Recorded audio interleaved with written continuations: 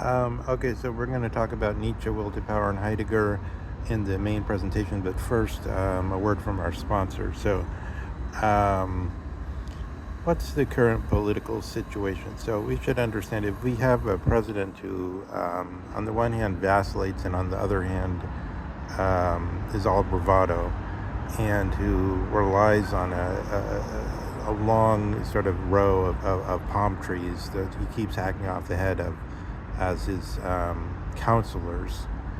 Um, this is inferior to a leader like Vance who can be his own brain, okay? Um, this is inferior to this ad hoc method, which is sort of like a method of, oh, this is, sometimes it works, but if it doesn't work, I can just cut off the head of the guy and then I'm okay. I'm insulated. So the mechanism here, let me just give the mechanism, then we'll go back to the main program, as it were, on Nietzsche and Heidegger and will to power as an interpretation of the Seinfrage, on the possibility of interpreting it that way. When the Dems get in, we'll see again impeachment. That's de rigueur. And then, I'm told, I'm not sure if it's actually accurate, but I think it's only 17 votes are needed. So, as it is, one could expect nothing, I think. No, not even Marjorie Taylor Greene. Well, Marjorie Taylor Greene isn't in the Senate, so it doesn't matter. But we don't have Mitt Romney. Not even Mitt Romney exists anymore. But on an Ides of March version, we could have used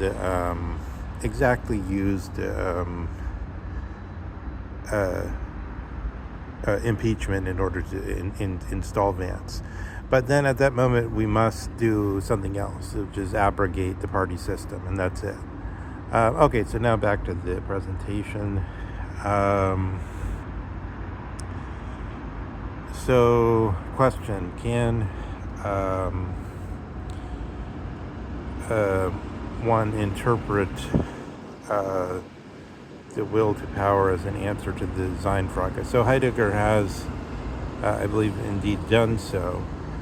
In general, we have this funny question, like, one would be disposed to take the whole of Nietzsche and say, here's the Zarathustra, the so-called vestibule or antechamber, onto my main work, and then say Nietzsche's most mature and main works that came directly after it were interpretations of the Zarathustra. The way Heidegger interprets it in his the volume 1 of his Nietzsche book from, I think it's like 30s, late 30s, which is very interesting.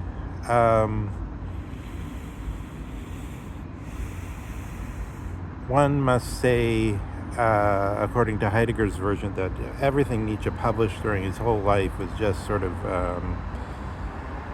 front pieces, just sort of the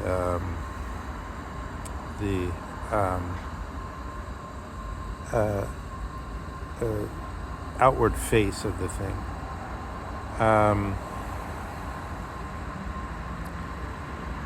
But that the core of Nietzsche's, all Nietzsche's efforts only is developed and shown in The Will to Power, which is, of course, published posthumously. And in addition, Heidegger makes no special mention of the, which I believe he knew about that. Maybe he didn't. I don't know. The supposed editings by Nietzsche's sister, and this kind of questions. I think it must have been taken generally to be the genuine work, and not in a misleading ordering in any real sense by people who had the sense to judge it.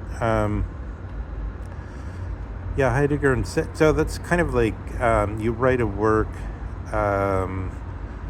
it's unclear to you what it is, and then you interpret it, argue, and you try to get to the core of it. That's one way of looking at it, but Heidegger says no. The actual way of looking at it is he put the Zarathustra out. He put these other books after them as though commentaries on them, but never did he actually say clearly the core of all of it, and that's to be found either in the eternal recurrence of the same. Nietzsche makes sort of noises in that direction. I think he may even actually positively, more or less positively, state that himself. The eternal recurrence of the same is the core. Or Heidegger says, in fact, he adduces some other scholar, not Heidegger himself, who has made this claim, like either we have to find it here in eternal recurrence of the same, Nietzsche's essence, or we have to find it in the will to power. Those are the key choices. Heidegger insists that this thing at the end is more important, and that it finally shows the essence of Nietzsche rather than that Zarathustra was being interpreted.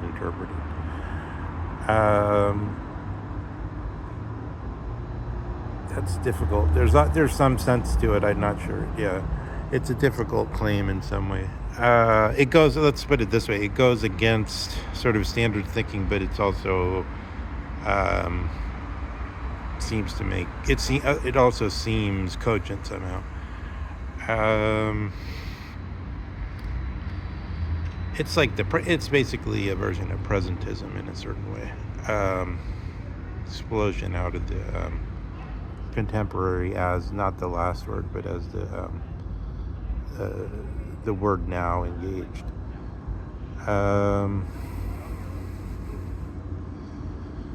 So let's take it that way. That's how Heidegger's looking at it. But then this question of what is will to power, and why can it be presented as the concept of being? So it's being presented not as this or that. It's being presented as not as a specific mode of being, or as it's being presented as being. The initial interpretation seems to be arrived at by saying power and will are the same. Power is will, will is power.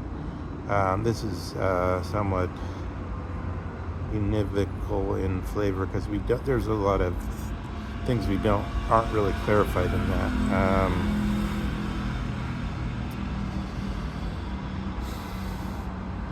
Didn't we? So we ruled out that will is something like wishing, or just sort of like vaguely, wouldn't it be nice if I could fly, or something like, meaning like levitate or something. Velleities, or something less than really willing, but then also ruling out. So then we could say this also rules out something like absolute and binding commitment or principle, or something like that, or put negatively, that the law commands us. And then there's a struggle between our own absolute binding will, which is sort of like the principle of autonomy in Kant, or probably already sort of what Rousseau means, as against this terrible thing, the command of the law, which is going against our will. So all this is ruled out as what Nietzsche's talking about as will to power, because will to power isn't sort of something chosen out of the general features of things as a form of will. It's rather that what Heidegger is saying is this is an answer to the actual Seinfrage. This is the answer to what being is. And then he tries to say, here's precisely what this thought says in a systematic way. So it's interesting that the way Heidegger handles Nietzsche is one, he has this special interpretation that the thing that comes last is the most decisive. Two, he says Nietzsche wasn't, Nietzsche's famously not a systematic philosopher. If systematic means, there's a lot of relatively pretty sensible ways of understanding what systematic means. One of is the way that, one, systematic could mean tendentious or something like that. But also systematic could mean the system, the necessity to speak on every subject matter, something like the medieval systematists. Like you have to say something about music, you have to say something about architecture. There is systematic. You have to cover everything. So I think more applicable here is the way that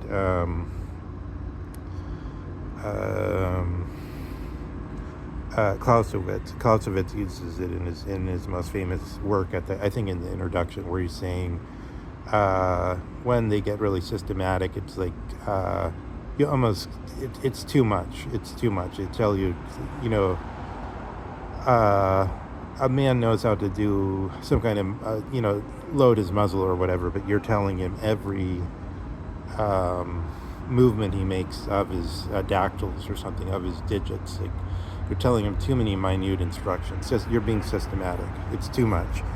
So in this way, it's like that Nietzsche is not systematic. It's kind of just that he rejects all the exact things that Heidegger is putting to bear on him, all the exact modes of analysis connected to a traditional understanding of the question, as we laid out in the video before this, that there's this difference between asking all these different varieties about a memory and the causal and all these things, but just in a more general way, there's all kinds of ways we can talk about a being, some special kind of being, as against just talking about being. And this type of analysis it's in Socrates, that sets the question about the what in some confusing relation, as though it were the same as the Parmenides and Heraclitan split. That creates, all these, in Goethe, the famous Goethe thing quoted by Freud, it's the infinite combination forms. All the threads are knit together invisibly in the infinite combination forms. This cast us into, there's a systematic net thrown onto Nietzsche then, in this sense. Like Heidegger is a systematist in a certain sense. At least that's the net he uses. That's the way he operates. At bottom, the teaching of the Seinfrage isn't systematic. It gives rise to the thing, Heidegger's that old mystic Heidegger or whatever, as a depreciatory way of talking about Heidegger. There's something else that's still, according to Heidegger, rigorous, and that we can reach as though through this old scholastic netting that he throws onto in his analysis of Nietzsche, I think here, which that's already, I think, fruitful in the first part of the Heidegger's first volume on Nietzsche's Will to Power.